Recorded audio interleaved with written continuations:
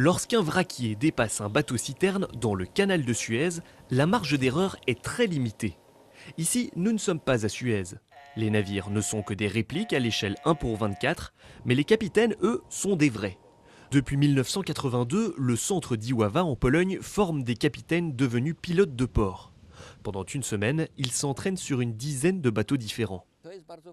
C'est très important, surtout pour les pilotes, parce qu'un pilote de port doit savoir manœuvrer n'importe quel bateau, alors qu'un capitaine, au contraire, est en général lié à un seul type de navire.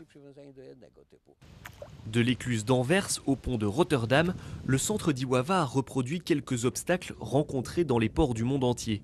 Des générateurs électriques peuvent également reproduire du courant marin.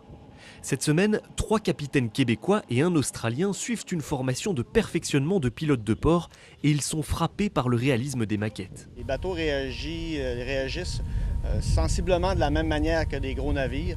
La seule différence, c'est que le vent a un peu plus d'influence sur les maquettes que sur qu'un navire à proportion normale. Aujourd'hui, la formation porte sur les croisements et les dépassements dans un canal. La réussite de la manœuvre est une question de centimètres. À échelle réelle, la moindre erreur pourrait avoir des conséquences dramatiques. L'erreur classique qu'on m'a reproché plusieurs fois, c'est la vitesse. Quand vous allez trop vite, vous faites des erreurs. Si vous naviguez plus lentement, vous avez plus de temps pour réfléchir et donc éviter les problèmes. À la fin de la semaine, les stagiaires ne sont pas notés, mais cette formation peut influer positivement sur leur salaire et surtout faire baisser le prix de l'assurance à leur compagnie maritime.